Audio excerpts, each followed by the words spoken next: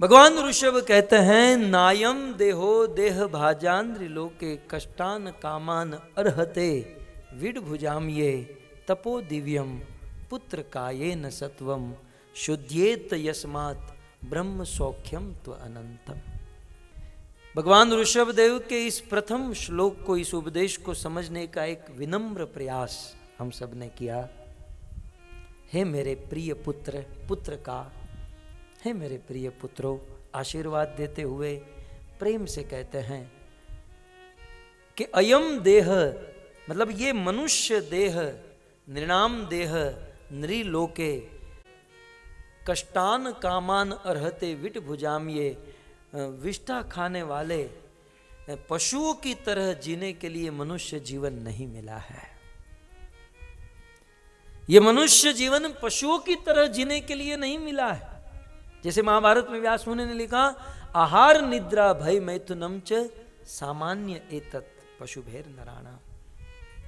इस दुनिया में आप मनुष्यों के ऊपर दृष्टि करें तो मनुष्य अल्टीमेटली 4 काम कर रहे हैं, आहार, निद्रा, भय और मैथुन। तो ये 4 कार्य पशु भी कर रहे हैं। मनुष्य खाता है, पशु भी खाता है। हाँ, मनुष्य डाइनिंग टेबल पर खाता है, वो नीचे खड़े खड़े खाता है। आजकल पशु भी, मनुष्य भी खड़े खड़े खाने लगे हैं। हमारे वेदों में, शास्त्रों में खड़े खड़े खाने की कोई विधि, कोई कुछ नहीं लिखा है।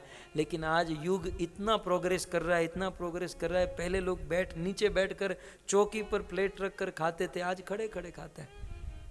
और फिर उसे नाम क्या देते हैं, ये बुफे डिनर है, ये बफेट, ये बुफे डिनर है। हमारे गुरु महाराज कहते हैं ये बुफे नहीं, ये बफेलो डिनर है।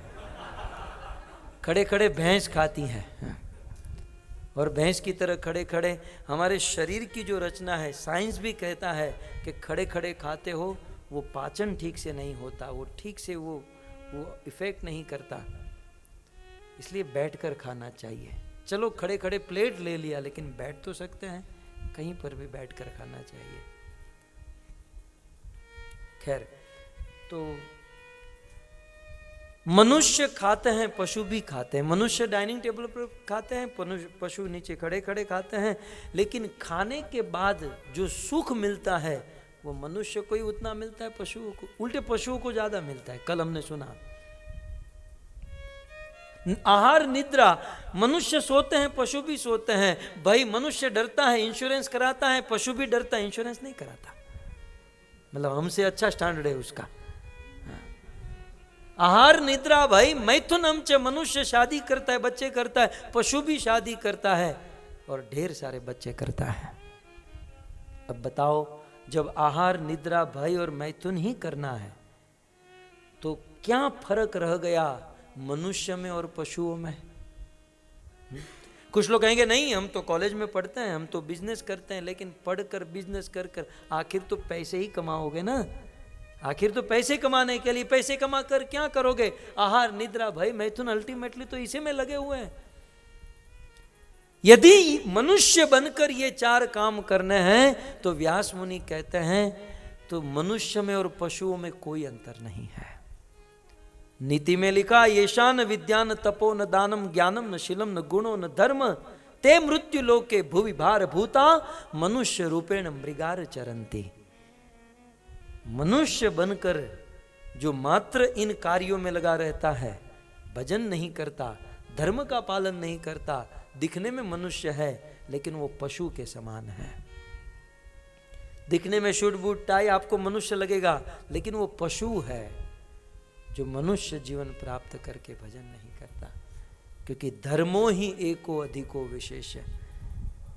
मनुष्य और पशु में अंतर कितना? मनुष्य धर्म का पालन कर सकता है, पशु धर्म का पालन नहीं कर सकता है। यदि कोई मनुष्य धर्म का पालन करे तो वह मनुष्य, अन्यथा वह पशु के समान। ऐसा मैं नहीं कह रहा हूं, व्यास मुनि महाभारत में लिखते हैं।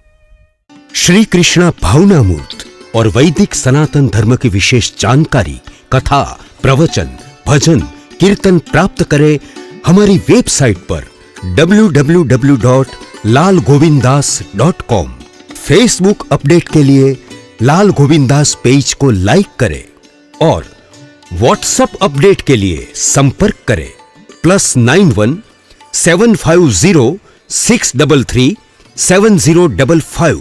सबसे पहले वीडियो पाने के लिए लाल गोविंदास यूट्यूब चैनल को सब्सक्राइब करें और बेल आइकॉन को प्रेस करना ना भूलें।